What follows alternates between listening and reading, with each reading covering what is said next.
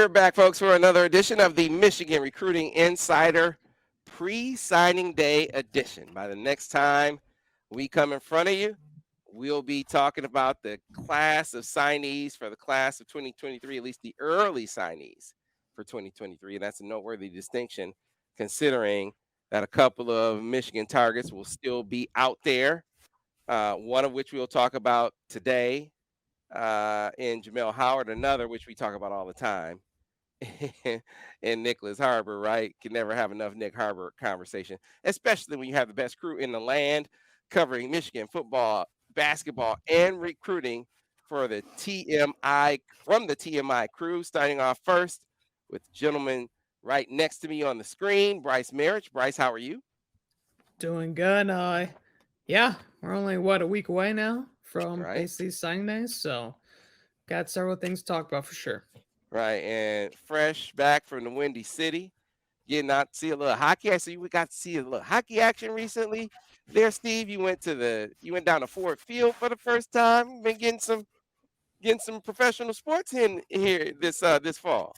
Yeah, just yeah, went to Blackhawks game. Would have been a lot nicer to see Ovechkin get his 800th yesterday. I didn't know the Caps played the next game. But yeah, first time in United Center, period. Great little place. We had some good tickets and stuff. See a couple of buddies I haven't seen in a while. So yeah, ready for the final stretch though till signing day. It should be, I guess, interesting. Best way to put it. Right. Well, folks, this is the time. If you haven't gotten in, no better time than the present to jump on board over at the MichiganInsider.com right now. A special offer, keeping you current subscribers in mind as well. If you're a monthly subscriber, you can upgrade to an annual for 50% off. 50% off deal that extends to current subscribers as well. Current monthly subscribers can upgrade your subscription to 50% off. If you're off an annual, if you're a new subscriber, 50% off an annual. That is an outstanding option for you to get in. You get your entire recruiting fill.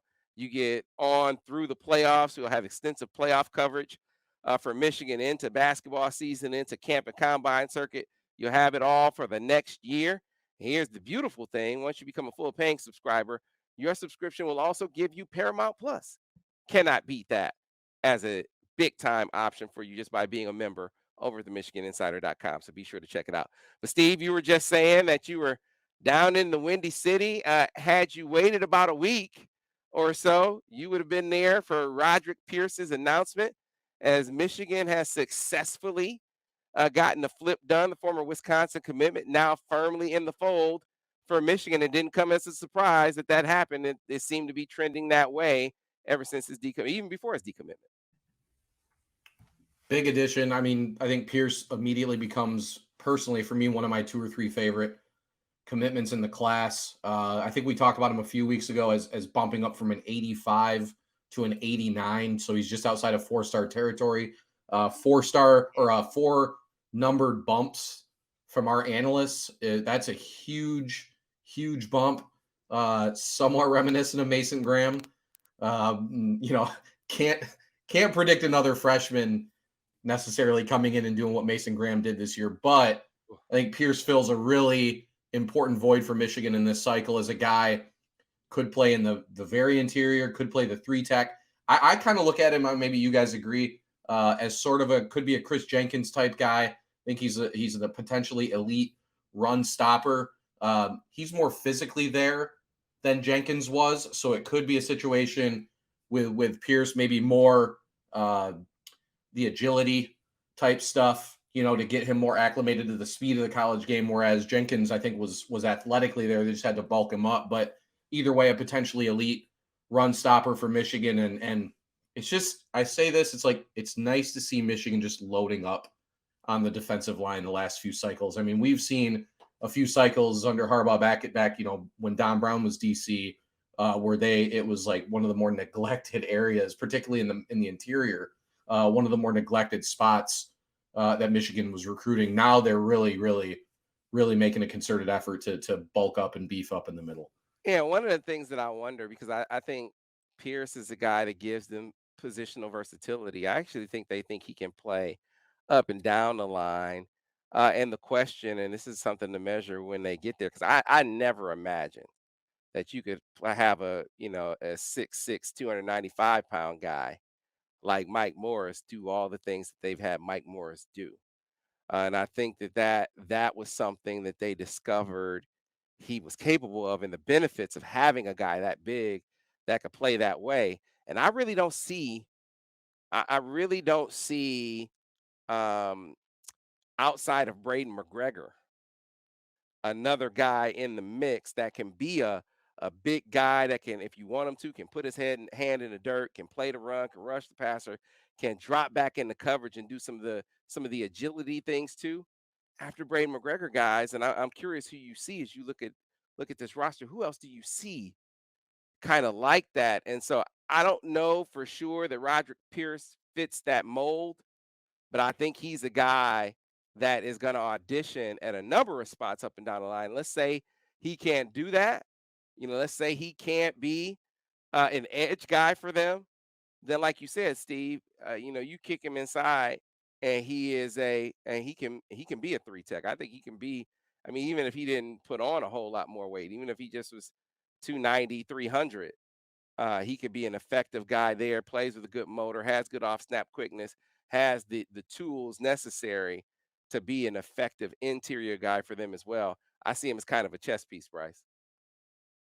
No, and I would say, going back to your point about edge guys, Amir Kumba, he's the most interesting guy in this class in terms of what he can be. We haven't seen him because he's in another country, so it's Mm. kind of tough to figure out what he's gonna be. But Michigan has seen him in person a couple times in like camp settings, and from what they've seen and gathered from Brandon Collier with PPI, recruiting over there, who does a great job with international students and trying to get them to the states to play at the next level. But he's been extremely high on Americumba. But going with just with Pierce, I think Steve hit it right on.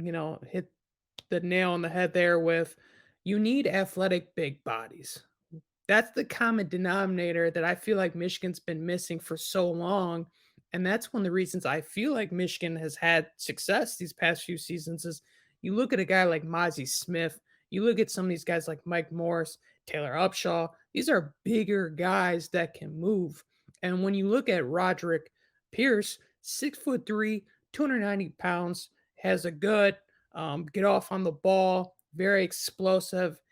A guy that personally, I like the word twitch. When I'm looking at defensive linemen, I look at the twitch, kind of, can in a phone booth. How does he move in a phone booth if he's that big or so?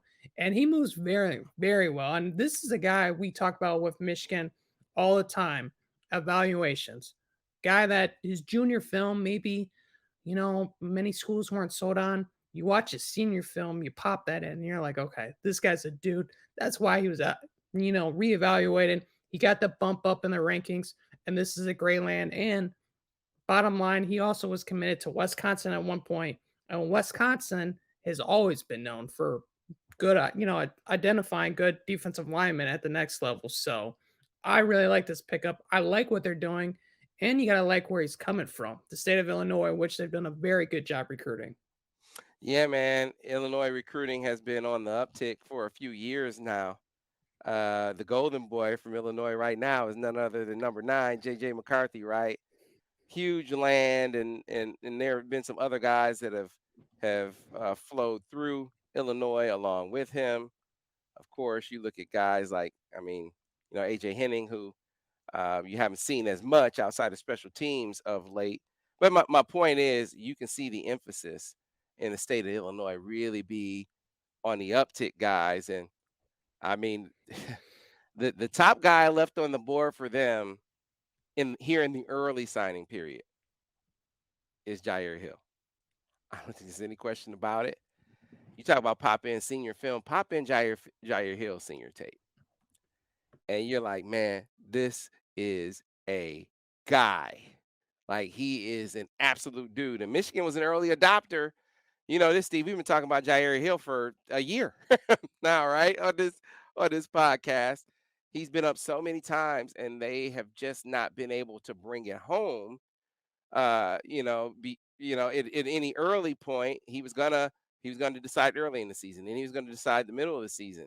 Now it's going all the way to signing day, and you really got to chalk that up to the University of Illinois has really made itself a more viable option for guys in the Chicagoland area. I mean, Kankakee isn't quite the land as they call it.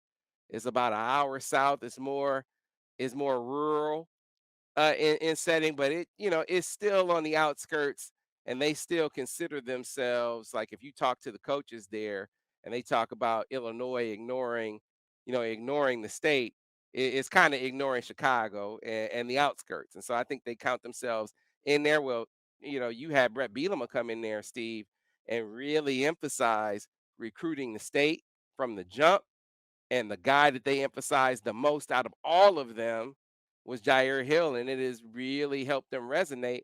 But they just suffered a big blow in losing their defensive coordinator Ryan Walters to Purdue, the Purdue head coaching job, and that was like the biggest key, at least to me, in their courtship of Jair Hill. Yeah, and with what you've seen from Ryan Walters already at Purdue, you can see why he was effective with Jair Hill. He seems like he's going to be I think he's got a chance to do some stuff at Purdue. He seems like a good, young, energetic head coach. So, and also, yeah, not a surprise that I think there were rumors that if Colorado hadn't signed Deion Sanders, that Colorado was going to get Walters, right? So, I mean, he's a guy that was courted by a few programs or wanted. So, yeah, I mean, what's become interesting about this race is, on paper, it's like, how could Michigan lose a race to Illinois? And back in maybe August or July, it was like, yeah, kind of weird. But, fast forward, Illinois had their best season in years. They produced the Big Ten Defensive Back of the Year. Like there are pluses, for a kid in his position with Illinois. But yeah, I mean, yeah, this recruitment has gone on forever. I think technically he still has a top 10. Was it a top, like his last official release was like a top 10 or a top 4 or whatever. And, you always know when other schools are throwing their hat in late. Like I think Florida State offered him like a month ago that that like is still a possibility. I think Kentucky was still kind of trying with him too. So either way, yeah, this one's gone on forever. Walters leaving though, yeah, cannot understate. That's got to be a huge plus for Michigan in this one. Maybe the break, second straight year where the coaching situations around the country may actually end up helping Michigan a little bit on the recruiting trail. But yeah, I think for 3-4 months now, we've said this might be the biggest, quote, must win for Michigan in the cycle because they need corners.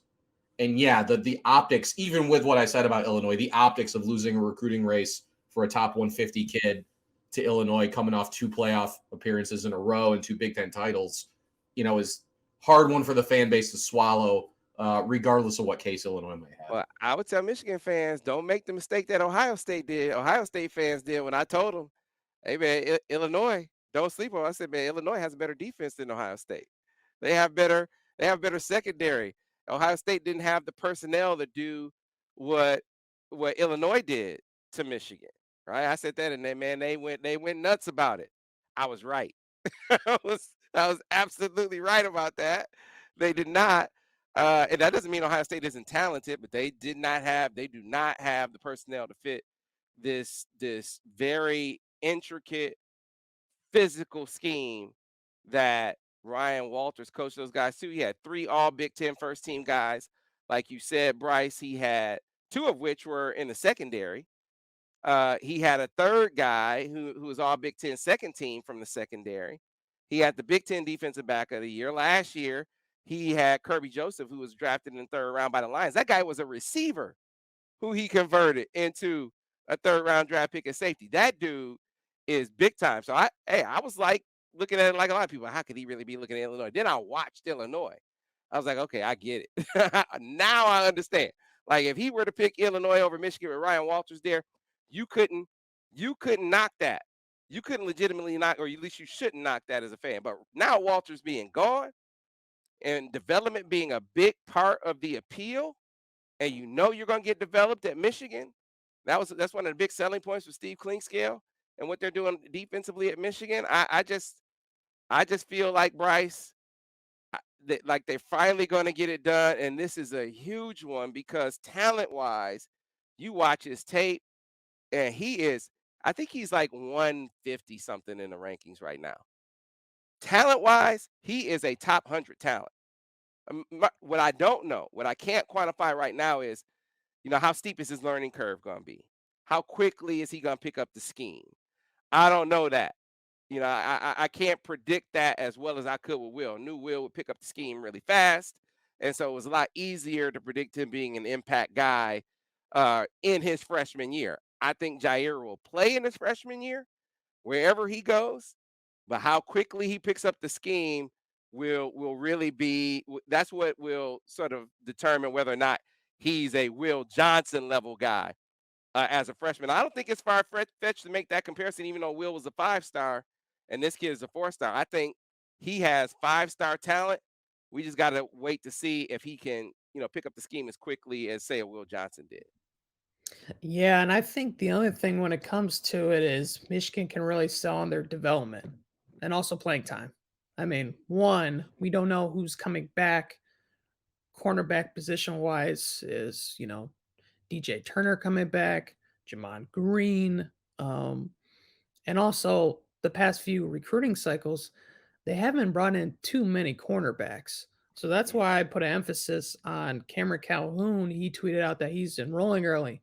That's very important because you need these guys, like you said, Sam, to get in there early, learn the playbook, learn the scheme, learn everything you need to know about this defense because strap up and you're ready, but you might be playing sooner than you think in this defense. And especially with a guy like, Jair Hill, who's got this uber talent, he's definitely got the potential to get on the field right away. And so I think when you look at a guy like you said, Will Johnson, if you have the talent, Michigan has shown they're not afraid to play you right away. You've seen several freshmen play in very critical spots. I mean, Colston Loveland has played quite a bit.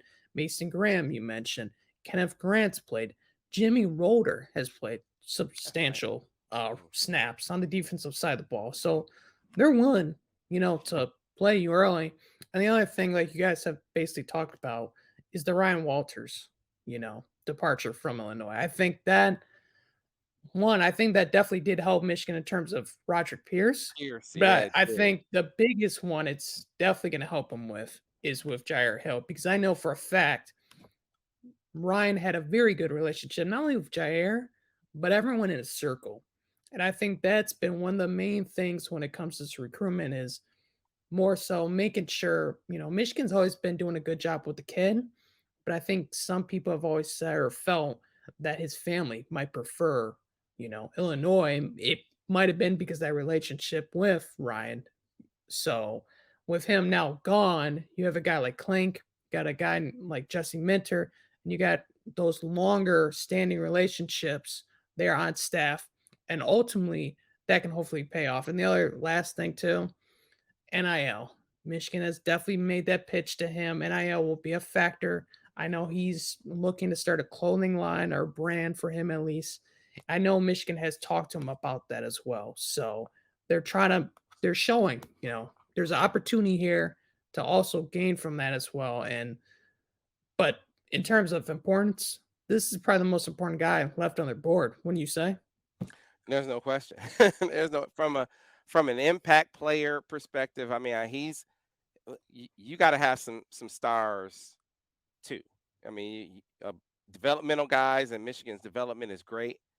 But I said this to you after the Big Ten Championship championship game. game. Yeah. It's like their 5-stars played like 5-stars, didn't they?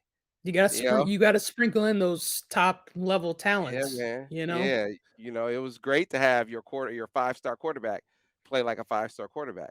Great to have your 5-star running back play like a 5-star running back. Your 5-star corner went and made game-changing plays in the Yeah. secondary with 2 interceptions. So, yeah, stars aren't the be-all, end-all, but they are important. Gotta have a You few. can't you Gotta have a can't have few at all least. developmental guys. You Nope. you better go get a couple ball players. And Jair Hill, even though he doesn't have a 5th star, he's one of those guys that, again, I think from a scouting perspective, it'd be interesting to ask them their thoughts They moved him up in the rankings. I think Michigan kind of saw earlier than the scouts even that this was a dude, because you can kind of see them pivot early on where they were looking real national, but they emphasized Jair Hill right here in the footprint from almost the beginning, well before our guys were like, oh, this is a really, really good. I think Michigan is even higher on them than that. Again, it's all about learning curve. I mean, he's 6'1", legit 6'1", super twitchy, really fast in a straight line. He's a guy that you're gonna have to. You would say we got to figure out a way to get the ball in his hands. If not on offense, we got to get the ball in his hands on special teams. Jyaire has a chance to be a guy who's one of the stars of the team. All right. So he is an important dude. You should celebrate him if Michigan gets him. Like, man, that's a big time land. You should be elated if that's the case. All right, but that would be another pillar in their Illinois recruiting, right? Talked about Roderick Pierce, who you were spot on, Brice. He had just visited Illinois last week. No coincidence that Ryan Walters is going, boom, I'm done. I'm done. Let's go. I think Michigan would have got him anyway, but I think that might have just been the real clincher with him. But there's another defensive lineman that they're on there, Brice, a big fella who is not about moving him up and down the line. It's about putting him in the middle of that line and saying, I shall not be moved. And I'm talking about Jamil Howard. Yeah, 6'3", 320 pounds. I mean, he's just a crater. I mean, he's simply a bowling ball. He's right in the middle. He's going to demand double teams. And what scouts always like to use the term, he's a space eater, essentially. And Michigan did really well last cycle, getting a couple of those guys, Mason Graham, Kenneth Grant. But you always want big bodies. That's always one of the things you always want to bring in the class. I think Michigan, especially the fans, know the importance of bringing those type of bodies in the program, developing them and getting them on the field right away. And so there's the opportunity there, but he was, again, a former Wisconsin commit, reopened his recruitment. Michigan offered in late October. Mike Elston has been all over this recruitment. Michigan has been in home with him. They've seen him at a school, and he's a guy that I know they really wanted the class. And it's not, Sam, here's the thing about the nose tackle position. It's not a sexy position. It's not going to be, you're never probably going to see a 5-star nose tackle. It is what it is, But 6'3", 320 pounds, and a guy that can move the way he does, they don't grow on trees. And they're hard to come by, especially in the Midwest sometimes. Whereas you see some of these guys in Louisiana, there's 50 of them you see sometimes, Right. So when you can find one in your footprint, you kind of want to try to get them. But the thing is with him, this compared to Hill and obviously Pierce now, his recruitment is going to go a little longer. He plans on signing in February. So he's going to take some more visits. He's going to take some more time. Michigan's done a really good job. They've gotten him up to campus a couple times as well. But Wisconsin with Luke Fickell has also gone back in the mix. I know he decommitted, but now Luke Fickell has got that train going back in the right direction on the tracks.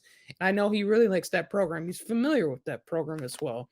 And obviously the third program that's also been in the mix is Illinois, but with Ryan Walters gone, I don't know how much of a factor they are going to be going forward. So the other thing to watch there too is he comes from Marist High School, which is the same high school as Jimmy Rolder. And I've talked to him in the past about that connection he has with Jimmy. Is that a guy you look up to? What's your thoughts on him and what's your relationship with him? And he said point blank, he's basically a big brother to me. This is a guy I look up to. He shoots it straight to me, tells me about his Michigan experience. Is he enjoying it? And he said he's loving it. And so that's something I think that really helps Michigan. It can be a feather in their cap. And this is a guy I know they really wanted the class. He can help. And again, you can never have too many big bodies. This guy would fit perfect on what Michigan is doing. They're going to be losing Mozzie Smith after this, this year. So this guy would be perfect. And we'll see going forward, another Illinois guy as well. Yeah, you mentioned if Louisiana seems like they have 50 guys like this. Noteworthy. They do. Well, it's noteworthy to me that even with the hotbed of big bodies down there in the South, LSU just came up and offered Jamel Howard, right? LSU and Ole Miss. came up and offered him. So two Deep South teams, two of the top teams in the SEC right now. But certainly you think of LSU more than you do Ole Miss in that regard. But still, they came up to Illinois and offered Jamil Howard. And I think that's another thing. His recruitment kind of taken off, and I think the desire to kind of see who else comes in the door is another reason to sort of play it out a little longer. But if you're Michigan, you got to like your chances, whether it's Jimmy Rolder, whether it's the play of the defensive line, the proximity to home, right? The clear scheme fit. Like there's a definite role for you in this defense where you'll play consistently. Um, and it won't all be on your back because Michigan rotates liberally as well. I mean, they have all the ingredients that would make you say it is a staying in the footprint, and I could compete for national titles. So staying in the footprint makes sense, but it also makes sense, Steve, for Michigan to really be hitting Illinois as hard as they are here of late, because we're talking about a star. They have a star in J.J. McCarthy, right? And maybe some other guys might develop as stars in the state. I said Jair Hill could be a star, right? And then you look into the 24 class, and they're in on some big time talent. I mean, it seems like from a footprint standpoint, 24 might be their best year in some time for big time talent, and Michigan is in on a lot of it already. Yeah, a handful of guys. Biggest name, and I think Jim Harbaugh was there yesterday or the other day to see 5-star Justin Scott at St. Ignatius. We've talked about him a couple times, but deserves more pub as, probably one of the top handful of overall targets for Michigan in the cycle, I think, regardless of position. And, I think Michigan has done a pretty good job in that recruitment thus far. I feel like he also does feel like a guy that may not go too far, although I know USC, I think he went out to USC and had a good visit out there. It's always, never hurts to visit LA, in Southern California. But either way, Michigan doing a great job there. Omarion Stewart out of Bolingbrook. Michigan has always had some ins at Bolingbrook. And Stewart, I think, just independently is really interested in Michigan. Another guy, at least at his position, got to be one of the top 2 or 3 targets for them at receiver, regardless of around the country.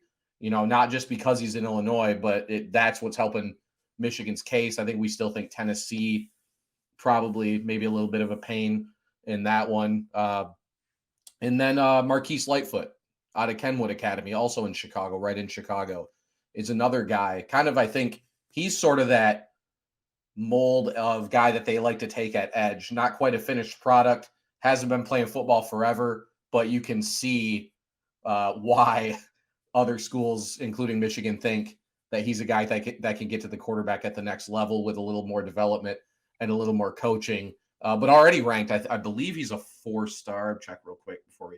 Yeah, he's just inside the 4-star range.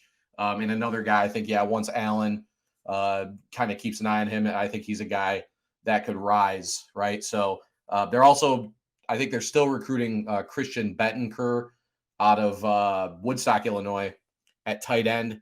We still think Brady Priestcorn out of Rochester Adams is the top target to pair with Hogan Hansen, but I think Bettenker, probably one of the other guys that's right up there. Didn't visit during the season. I feel like Oregon, Ohio State, or some others. But either way, Michigan's not just gotten guys out of Illinois, but they've gotten big names, like you said, Sam. But the guys they've gotten have also produced. I mean, Trevor Keegan, another guy just outside of Chicago, right? Yep. Who's come to Michigan and had a really, really productive career. And the other thing with Chicago is it's close enough for the families to at least come see him a few times a year. So Michigan's got a lot of things in their favor. And maybe this would be something either of you guys could speak to. It just feels like Illinois and the Chicago area is starting to produce guys at a little bit of a higher rate than maybe for some periods of time. I mean, Chicago, one of the biggest cities in the country, feels like there have been a few cycles, at least recently, where there's not the guys that are coming out of there that you would normally think. So ish. I don't know. I could be wrong on that. That's just more of a feel thing, but no, I think you nailed it, Steve. Like always, Justin Scott, I think, is special. I think he's a special talent. He's yeah, I think he wasn't always a football guy like we talked about before. I think he sort of realized as he got to high school that man, and people around him kind of made him aware like you're just different. You're 6'5", you're 300, and you move like you're 250. I mean, he's so quick, so fast off the snap, so strong, just moves so well at his size, and he's in the footprint. It's not like you going down to Memphis and trying to get Walter Nolan. And I don't raise that lightly. Walter Nolan, the thing that was so impressive about him was he was so big but so nimble. And that's what I see when I see Justin Scott. He is big and nimble. And he's a footprint guy who I think in the long run, while he's going to look nationally, we talked about this before, I just can't see him. I think it's going to be Michigan, Notre Dame, or Ohio State for that kid. I just, if he went outside of that trio of schools, I would be surprised because I think at the end of the day, he wants to stay close to home. I think he wants to stay close to mom. I think he'll explore national schools and give them a legit look. But I think when you got those kinds of when you have those kinds of options, you've been to Notre Dame more than any other place. Finally got a glimpse of Michigan and Ohio State, and has a great relationship with Mike Elston to bring it back to Michigan. Um, I like where Michigan is with him. Marquise Lightfoot, Michigan was an early adopter. He's more the prototype of what they want at edge, right? He's not a guy, okay, let's see if he can do it. That's a guy, that's the kind of guy you draw up. 6'5", can move, can play standing up, can change direction. Young in the game. I think that's why he's just inside the 4-star. That's another guy who didn't really consider himself a football guy. Thought maybe he was a basketball guy and was really not necessarily as focused on football until like his sophomore year, where it's like, okay, well, man, I could really do this as a prospect. And Michigan an early adopter on him. But the guy I think they're in the best position with is Marion Stewart. I think much like we saw with Jair Hill, they identified well, this is a dude. We don't have to go nationally to find a game-changing type of talent at the corner position. I think they had the same reaction with the Marion Stewart after they had him at camp. It's like, wait a minute, this guy. Imagine AJ Henning, except he's taller and he plays on both sides of the ball. So you feel like he's definitely an offensive player, but you feel like from a versatility standpoint that he is going to bring even more to the table, and I think Michigan is at the forefront with him. So let's pause for the cause here. When we come back on the other side, we'll pick things up talking about some guys that Michigan is targeting coming down the stretch on the Michigan Recruiting Insider. Hey, folks, during this brief pause, I wanted to turn your attention back to that digital collectible that I've been telling you about, that all new digital collectible platform from our friends at Distinct. This is the company founded by a Michigan alum named Jimmy McLeod, that's partnered with Jim Harbaugh to bring you the Ann Arbor digital collectible. Ann Arbor featuring Jim Harbaugh is the first audio digital collectible available as part of the College Town Connection, the one that evokes the sights and sounds and of the town, and that really resonates with all of us who love Michigan, right? Ann Arbor. Well, it's narrated, the voice, the feeling from Jim Harbaugh himself. All owners of Ann Arbor will be privy to specially themed utilities, benefits, and experiences, one of which I'm about to tease here shortly. And you get ownership of an exclusively crafted Ann Arbor digital themed art piece.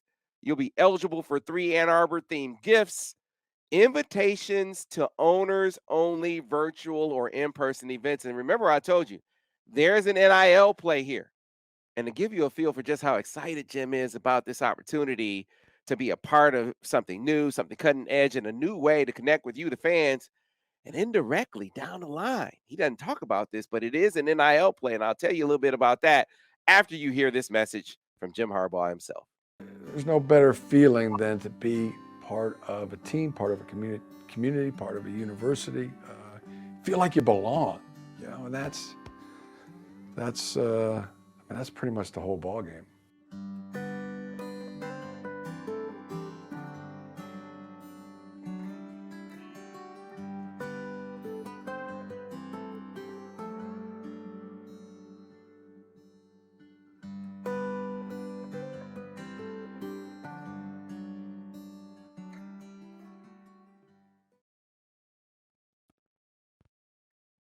So there you see it, folks. Only 1,000 of these digital collectibles were initially commissioned, many of which have already been sold, some of which are still available. So you can get yours at distinct.so.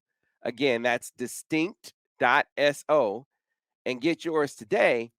And remember, I told you there was an NIL play to this thing, that it was on the horizon, that down the line, student athletes would get a chance to maybe create their digital collectible opportunity for you, the fans, to connect to them, and they be able to collect some NIL proceeds. Well, there is an exclusive event coming up for owners of Ann Arbor that will connect you with a current Michigan football player, right?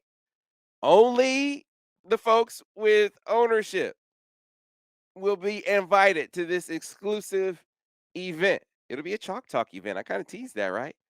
So I got to leave it a little bit of a cliffhanger there to let you know who it is, but it's a big timer. It is a big timer. So I'm just telling you, you'll have that opportunity, as well as the ownership of the digital collectibles, the other Ann Arbor themed gifts, and the knowledge that, hey, this is going to be an NIL opportunity for an increasing number of student athletes moving forward, and certainly student athletes in Michigan. You can get yours at distinct.so. Again, that is distinct.so. Let's move on, Brice, and talk about a few other guys here down the stretch in the actual recruiting class, in the 2023 class, not the transfer portal. One of them they've been in good shape with, trending for. I put in a crystal ball. I think both of you guys have crystal balls in for him as well.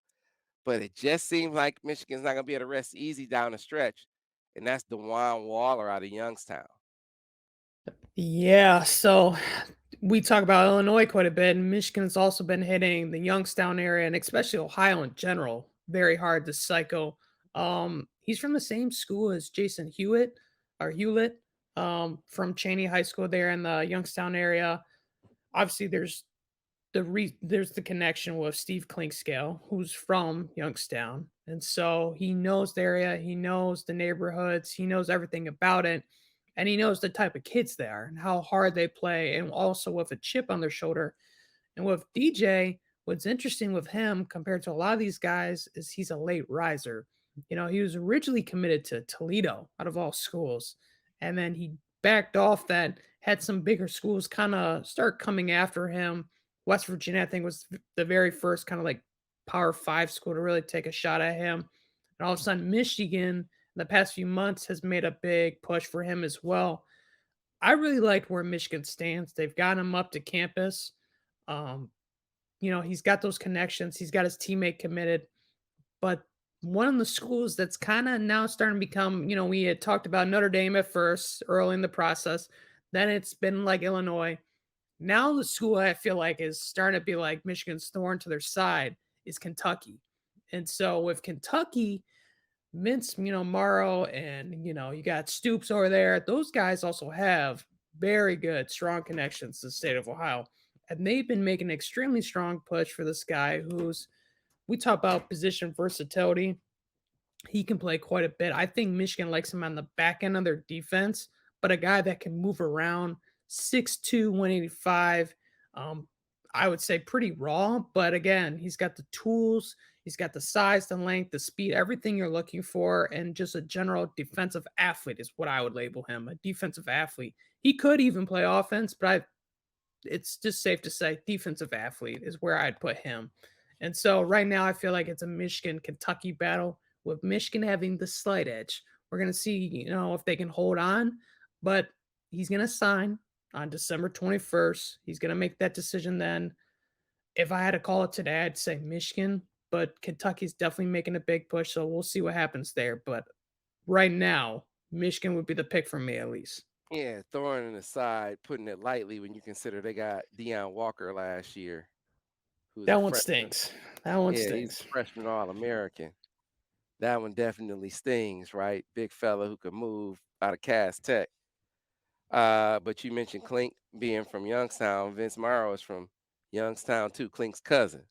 So they got to fight over the Thanksgiving table. The Hatfields, McCoys. Right, for prospects, right? And I look, I'm not coming off my crystal ball for Dwayne Waller, but I'm not resting easy either. Like I think that they are gonna have to guard their yard down the stretch, so to speak. If you think Michigan leads, which I do, which my gut tells me they think they lead. My gut tells me they think they're getting them. But I think they got to be mindful of making sure they bring that one home because Kentucky is a problem. You know, you got the Ohio ties with them as well, the Youngstown tie with them as well. And the word is the NIL game is strong down there at Kentucky. I mean, you know, that's also you talk about them being a factor, Steve. They're a factor with Karmello English. You know, Michigan done a had done a really good job with Karmello English. I mean, you know, Ron Bellamy had established a really nice relationship and rapport from the spring heading into the summer. He came up on a visit, ultimately decided he wanted to stay home and go 20 minutes from his place and go over to Auburn. Well, coaching change, he decommits. He warms up to the idea of getting farther away from home, giving Michigan a shot, but that's an opening for who? Kentucky. Still in the SEC, right? A chance you go to Kentucky versus Alabama, who's on them now, Georgia, who's on them. You can go back to Auburn, but I think he kind of see. I mean, you know, you're part of a rebuild there. You go to one of these other schools. I mean, look at Kentucky. Look at what their receivers did. I mean, Dane Key had himself a nice freshman year, and so you can go to one of these other schools where maybe you know you don't get swallowed at a play like you would at a place like Georgia or Bama. You're not a part of a rebuild like you would at Auburn, and you're still in the SEC. And oh, they have great NIL, apparently, allegedly, supposedly. That makes that a really compelling thing. Now, Michigan still has a chance though because of the Bellamy deal, the Bellamy connection there, and there's no question Michigan is a higher profile program. But that doesn't always get it done in this day and age, Steve. I think that's going to be a nail biter all the way to signing day for Karmello English. Gotta think they're pumping the Dane Key freshman success too, right? Yeah. Dane Key, Deion Walker. Imagine if those two had been part of what Michigan already has had produce. And, imagine Walker with the other guys they got up front in this last cycle. I mean, holy cow, would have been kind of crazy. But either way, yeah, Kentucky, they've always kind of been a thorn in Michigan's side, right? I mean, more so in Michigan State's side, I want to say, for a lot of the kids in Ohio. But now Michigan really, really going hard in Ohio. Anyway, so with English, yeah, receivers kind of been a quiet position for Michigan this cycle. They did really well last cycle. They've had a 2 long-termish commit. I mean, Samaj Morgan was the first verbal in Michigan's class, was he not, in 2023? So, yeah, English, though, quietly a guy that I think has had a pretty big senior. That's why Alabama's sniffing around again. He's a kid that had a huge senior season. Not 100% sure because Alabama just got Jaron Hamilton, another former Michigan target, and I believe there are a couple other guys they're still after. But anytime Alabama, maybe at receiver more than almost any position, if Alabama's at least interested, the kid can play because they've produced tons of guys there. So, yeah, English kind of a guy we haven't talked or written about a ton. I think he's been relatively quiet about where his recruitment stands, but no, that'd be a big finish. And yeah, beating Kentucky is still something because, like I said, they've had good production at receiver. It is a little bit closer to home, and we know, I think Kentucky's really kind of pushing the NIL stuff pretty heavily. So, beating Kentucky in a race like this would be a nice win for Michigan. Well, Michigan hasn't put all their eggs in one basket, and the name to keep an eye on is a guy who came up for the Michigan State game. I know his trainer really, really well. No, you know him too, Brice, but Darryl Graham, developing great athletes is his training group, and one of his guys is Chance Fitzgerald out of Tennessee, a 3-star receiver. But you watch his film. I mean, I watched this film and I was like, man, this dude, he must be playing against bums. No disrespect intended, but he makes I mean, his tape is impressive. Like, who is he playing against? Where you got this 6'3", 190-pound guy, and he's not just high pointing the ball. He's catching slants and running away from people. So, Um, seems like a real high upside guy, a guy who is in the early stages of his development. I was talking to DG about him. He said he made him, take basketball off last year, just focus on football, focus on getting stronger and faster. You really saw that, that lead to an explosive senior season. And now he has a bunch of big timers tracking him, including Michigan, right? And so he came up for the Michigan State game, had a great time. Michigan really rose to the fore. But then you started to have other schools kind of show up as well. Oklahoma just offered him a couple days ago. Virginia Tech offered him earlier this month. Oklahoma State offered him late last month, right? So those are all schools that are in the mix. He's debating where to visit, what school he's going to visit this last week, and the school that might pop up is a school that, if they do, I think could be a real problem for Michigan in this mix. The other ones they could be, I think it's too late for Oklahoma. Virginia Tech, I think, had been hovering already. Oklahoma State, I think, had been hovering already. Those are schools that kind of stand out to me as squads. But Colorado, Coach Prime came in with the offer. Brice got his attention. And there's a legit chance that he visits Boulder this weekend. And if he does, then I think it makes things harder for Michigan to close that one out. Right now, I think it's probably one or the other, Karmello English or Chance Fitzgerald. But if Coach Prime gets in front of him, it might be Karmello English or bust. So that's the issue. I'm not saying that it's definitely that, but he definitely made an impression on the kid and the family just with the offer. So that's one to look out for with Chance Fitzgerald. Yeah, and unlike Carmelo, he's kind of the opposite body style. He's a bigger, taller, lengthier wide receiver. I feel like that's kind of what Michigan had always been looking for, to pair with Samaj Morgan, who's more like a slot guy, than Right. Frederick Moore, who's more like a possession.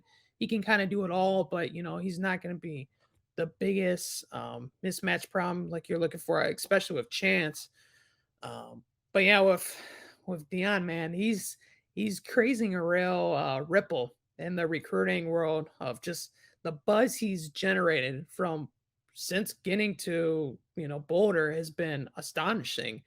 And it's not only just Chance, he's going after, it's other guys that Michigan's been looking at. I mean, Malachi Coleman, a guy who's a top 100 talent in the state of Lincoln, Nebraska, was going to take a trip here to Michigan.